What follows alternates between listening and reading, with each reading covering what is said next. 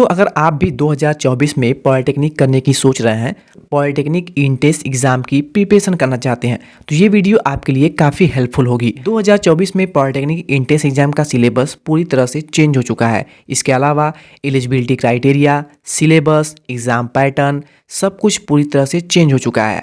आज की वीडियो में हम आपको बताने वाले हैं यूपी पॉलिटेक्निक इंटेंस एग्जाम 2024 का बिल्कुल नया सिलेबस, एग्जाम पैटर्न क्या होने वाला है, एलिजिबिलिटी क्राइटेरिया क्या है, कितने मिनिमम मार्क्स चाहिए ताकि आपको गवर्नमेंट कॉलेज मिल सके। तो कंप्लीट जानकारी आपको इस वीडियो में आज दी जाएगी। तो चलिए वीडियो को स्टार्ट करते हैं। आगे हम आपको आज वीडियो में बताएंगे कि 2024 में पॉलिटेक्निक के लिए एलिजिबिलिटी क्राइटेरिया क्या होने वाला है। इसके साथ साथ अगर आप 2024 में पॉलिटेक्निक करने की सोच रहे हैं तो इसका बिल्कुल नया सिलेबस जो कि 2024 में जारी किया गया है वो क्या होने वाला है। इसके अलावा एग्ज़ाम पैटर्न क्या होने वाला है, नेगेटिव मार्किंग है या फिर नहीं है, इसके बारे में जानकारी देंगे। इसके अलावा 2024 में इसका एग्ज़ाम कब होगा इसकी भी जानकारी आपको दी जाएगी। इसके अलावा अगर आप एग्ज़ाम क्रैक करना चाहते हैं और गवर्नमेंट कॉलेज लेना चाहते हैं, पाना चाहते हैं, तो किस तरह की आपकी तैयारी होनी चाहिए ये भी आपको आगे वीडियो में हम बताने वाले हैं। चलिए वीडियो को आगे ले चलते हैं। इसके लिए आपको चैनल को सब्सक्राइब कर लेना है। अगर आप 2024 में पॉलिटेक्निक इंटेंस एग्जाम की फुल प्रिपरेशन करना चाहते हैं तो चैनल को सब्सक्राइब करके बेल आइकन को प्रेस कर लें, क्योंकि आपको पल पल की सही और सटीक अपडेट हमारे चैनल के द्वारा हमेशा दी जाती है। दोस्तों सबसे पहले हम बात करेंगे इसकी एलिजिबिलिटी क्राइटेरिया के बारे में। अगर आप 2024 में पॉलिटेक्निक करने की सोच रहे हैं या फिर करने जा रहे हैं तो इसकी एलिजिबिलिटी क्या होने वाली है, यानी योग्यता क्या होने या तो आपको हाई स्कूल पास होना चाहिए या फिर आपको 12th पास आउट होना अनिवार्य है, अन्यथा आप इसके बारे में सोच भी नहीं सकते और आप फॉर्म भी नहीं भर पाएंगे। अगर आप हाई स्कूल लेवल पर पॉलिटेक्निक करने की सोच रहे हैं, यानी अगर आप 10th पास कट करके पॉलिटेक्निक करने की सोच रहे हैं तो आपको पॉलिटेक्निक 3 साल में कंप्लीट करना होगा। इसके लिए आपको 3 साल लगेंगे। लेकिन अगर आप 12th पास आउट करने के बाद पॉलिटेक्निक करने की सोच रहे हैं तो आप 2 साल में ही अपनी डिप्लोमा की डिग्री को प्राप्त कर सकते हैं, 2 साल में ही अपने कोर्स को कंप्लीट कर सकते हैं।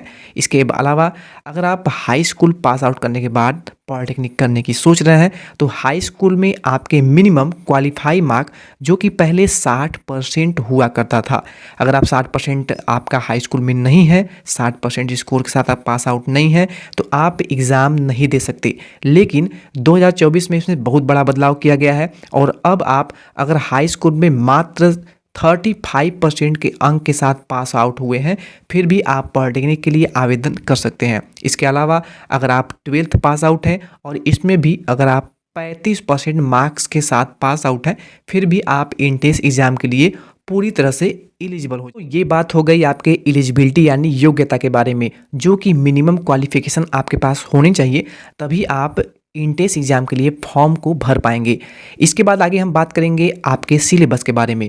2024 में अगर आप पॉलिटेक्निक करने की सोच रहे हैं या फिर करने जा रहे हैं तो इसके लिए आपका जो सिलेबस है वो सबके लिए अलग अलग होता है। कॉमनली ज़्यादातर स्टूडेंट ग्रुप ए से ही पॉलिटेक्निक करने की सोचते हैं। ग्रुप ए के लिए पॉलिटेक्निक जितने भी पाठ्यक्रम इंजीनियरिंग के पाठ्यक्रम कहलाते हैं, जैसे कि ग्रुप ए के अंतर्गत आने वाले पाठ्यक्रम जैसे इलेक्ट्रिकल इंजीनियरिंग, मैकेनिकल इंजीनियरिंग या फिर सिविल इंजीनियरिंग या फिर अन्य जितने भी इंजीनियरिंग पाठ्यक्रम के कोर्स आते हैं वो सभी बच्चे ग्रुप ए से ही आवेदन करते हैं। ग्रुप ए से अगर आप कोई फॉर्म अप्लाई करते हैं तो आप इस अगर एग्ज़ाम को क्रैक कर लेते हैं तो आप किसी भी पाठ्यक्रम में किसी भी ब्रांच में प्रवेश ले सकते हैं। इसके अलावा अन्य बहुत से पाठ्यक्रम हैं जैसे बी, ग्रुप के, ग्रुप ई, अन्य अन्य पाठ्यक्रम के सभी अलग अलग सिलेबस निर्धारित किए गए हैं। सिलेबस के बारे में अगर बात कर लें सबसे पहले हम तो देखिए 2024 में अगर आप इस सिलेबस के बिल्कुल नए सिलेबस के बारे में अगर हम बात करें तो इसमें आपके 2 पार्ट होते हैं, part A and part B. Part A and part B में आपके 3 सब्जेक्ट पढ़ने होते हैं। पहला आपका होता है फिजिक्स, यहाँ पे हम पी से डिनोट कर रहे हैं। दूसरा आपका होता है केमिस्ट्री, इसको हम सी से डिनोट कर रहे हैं। और तीसरा सब्जेक्ट आपका होता है मैथमेटिक्स, यानी इसे हम एम से डिनोट कर रहे हैं। इन तीनों में आपके अलग अलग क्वेश्चन लेवल पूछे जाते हैं। आपका एग्जाम टोटल ऑब्जेक्टिव मोड होता है और ये ऑनलाइन एग्ज़ाम आपका होने वाला है, ये आप विशेष ध्यान रखिएगा। आपका एग्ज़ाम ऑनलाइन मोड में कंडक्ट कराया जाएगा। 2 पार्ट होते हैं। पार्ट ए में आपके फिजिक्स के साथ साथ केमिस्ट्री के क्वेश्चन पूछे जाते हैं एंड पार्ट बी में आपके मैथमेटिक्स के क्वेश्चन पूछे जाते हैं। पार्ट ए में जो आपसे क्वेश्चन पूछे जा रहे हैं, इसमें फिजिक्स और केमिस्ट्री मिला करके टोटल आपसे 50 प्रश्न पूछे जाते हैं जो कि ऑब्जेक्टिव होते हैं। इसके अलावा आपके मैथमेटिक्स में यानी पार्ट बी में 50 क्वेश्चन होते हैं जो कि केवल और केवल मैथ के होते हैं। फिजिक्स के 25 क्वेश्चन और केमिस्ट्री के 25 क्वेश्चन मिला करके आपके 50 क्वेश्चन पूछे जाते हैं। वहीं मैथमेटिक्स के 50 क्वेश्चन आपसे पूछे जाते हैं। दोस्तों, अभी तक मैंने आपको जो भी सिलेबस बताया वो केवल ग्रुप ए के लिए था, जिसे कि डिप्लोमा इंजीनियरिंग पाठ्यक्रम कहते हैं। इसके अलावा आपका जो अदर ग्रुप्स हैं जैसे कि ग्रुप बी जो है ये भी आपका 3 वर्ष का कोर्स होता है और इसका भी सिलेबस जो है वो ग्रुप ए के समान ही हो जाता है। इसके अलावा अन्य जो आपके बहुचर्चित ग्रुप्स हैं जैसे कि fashion designing and garment technology, ये भी 3 वर्ष का कोर्स होता है। इस कोर्स का सिलेबस जो है वो कुछ अलग है, जैसे इसमें अंग्रेजी एवं हिंदी कॉम्प्रिहेंस के 20%, रीजनिंग एंड इंटेलिजेंसी के 50%, जनरल अवेयरनेस यानी जीके के 30% क्वेश्चन पूछे जाते हैं।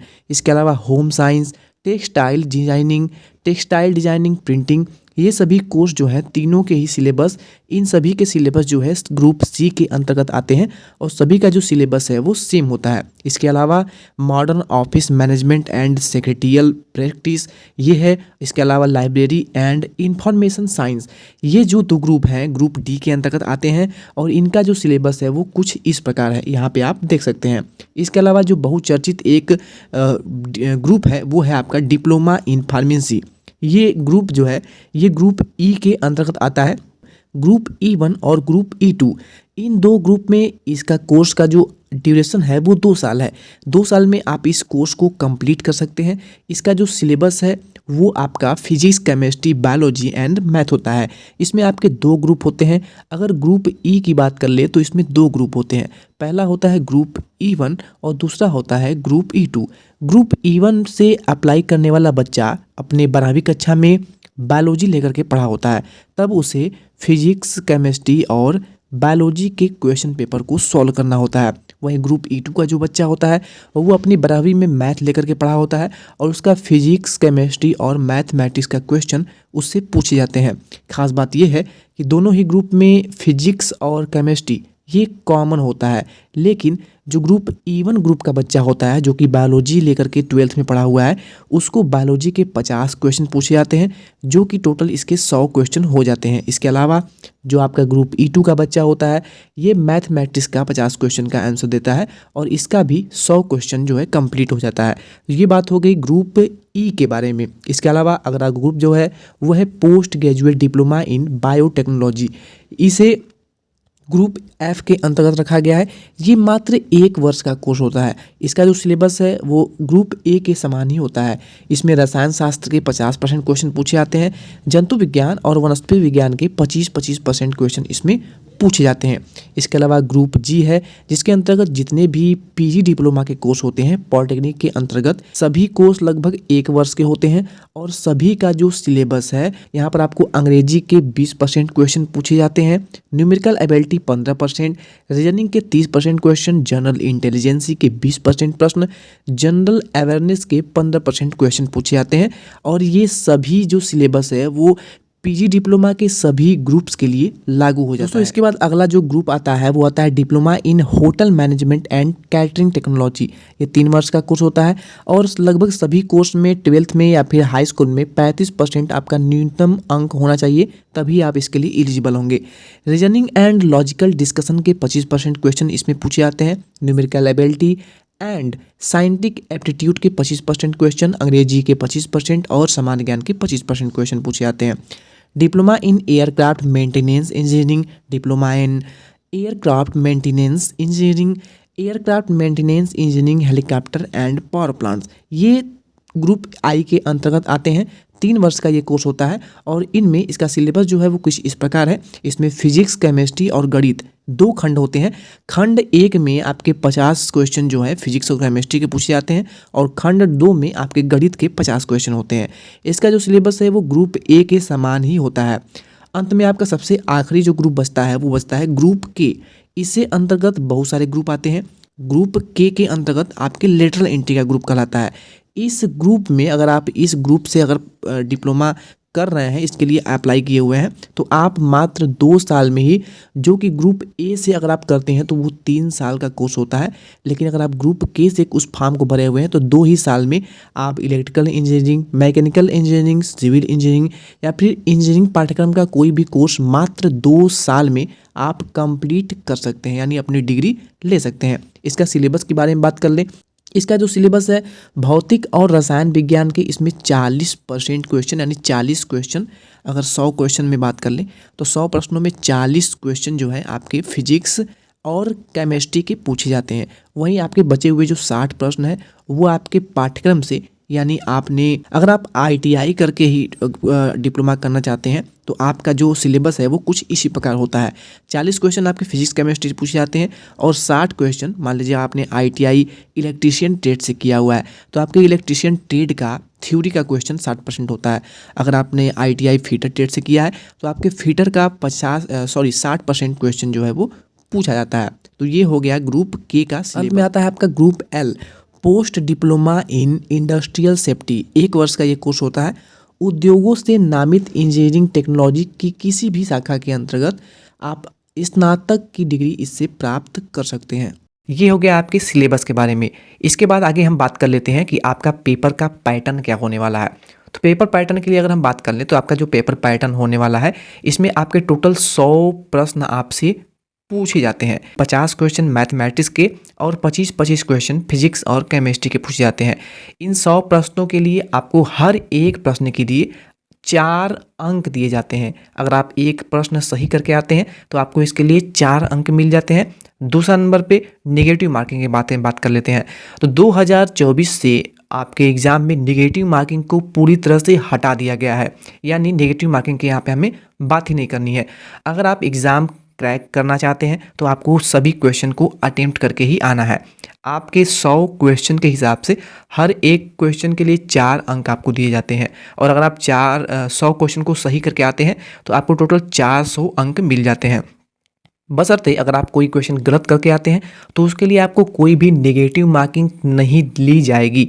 यानी अगर आप 100 क्वेश्चन में 90 क्वेश्चन सही करके आते हैं तो आपको 90 क्वेश्चन के हिसाब से ही अंक जो है वो मिल जाएंगे, यानी 360 मार्क्स आपको मिल जाएंगे। लेकिन आपको इस 10 गलत क्वेश्चन के लिए कोई भी नेगेटिव मार्किंग चार्ज नहीं किया जाएगा। ये बहुत ही बड़ा एडवांटेज है, बहुत ही बड़ी खुशखबरी आप सभी के लिए है। ये जो पैटर्न है वो 2023 एग्ज़ाम से ही लागू किया गया था। 2024 में जिन बच्चों ने भी एग्ज़ाम दिया था उनको नेगेटिव मार्किंग का कोई भी प्रॉब्लम नहीं हुआ था। तो ये बात होगी आपके पेपर के पैटर्न के बारे में। इसके बाद आगे हम बात कर लेते हैं कि आपका एग्ज़ाम डेट क्या होने वाला है। सबसे इम्पॉर्टेंट ये है, और आपका जो एग्ज़ाम है वो कब होगा इसके बारे में आपको बता दें। तो 2024 में ही नहीं, अभी तक जब भी आपके एग्ज़ाम की बात कर लें तो आपका एग्ज़ाम जो है हमेशा फरवरी मंथ के लास्ट तक आपके ऑनलाइन एग्जामिनेशन के फॉर्म जो है वो आ जाएंगे। तब जाकर के आप इसे ऑनलाइन माध्यम से भर पाएंगे, फिलअप कर पाएंगे। फॉर्म को कैसे फिलअप करना है, कंप्लीट ट्यूटोरियल वीडियो आपको चैनल पर मिल जाएगी। दोस्तों, अंत में बात कर लेते हैं कि पॉलिटेक्निक प्रवेश परीक्षा 2024 की तैयारी करने का बिल्कुल सही तरीका क्या है। यदि आप पॉलिटेक्निक प्रवेश परीक्षा में बैठ रहे हैं तो आपको भौतिक, रसायन तथा गणित विषयों की NCERT की 10वीं कक्षा की किताबों का अच्छी तरह अध्ययन करना होगा। इसके अलावा सबसे अच्छा तो यह है कि आप 7वीं से लेकर के 12वीं तक की कक्षा की जितने भी NCERT की बुक हैं आपके सिलेबस की, उन्हें अच्छे से पढ़ें और उनका अभ्यास करें। इसके अलावा बाजार से अथवा इंटरनेट के माध्यम से पुराने अनसॉल्व्ड प्रश्न पत्रों को हासिल करें और उन्हें हल करने का भरपूर प्रयास करें और अभ्यास करें। इसके अलावा बाजार से मॉडल प्रश्न पत्रों को खरीदें और उन्हें निर्धारित समय से हल करने की आदत डालें। आपको एग्जाम में पेपर को सॉल्व करने के लिए 2.5 घंटे का समय देता है और इन समय के अंदर ही आपको पूरा क्वेश्चन को सॉल्व करना होता है। पॉलिटेक्निक परीक्षा के लिए जरूरी विषयों को टाइम टेबल सेट करें और बार बार दोहराएं, क्योंकि आपके टाइम मैनेजमेंट होना बहुत ही जरूरी है। तो उम्मीद है कि आपको सारी जानकारी अच्छे से समझ में आ गई होगी। नहीं आपको अगर इससे रिलेटेड कोई भी डाउट है तो आप हमें कमेंट करके पूछ सकते हैं। Thank you.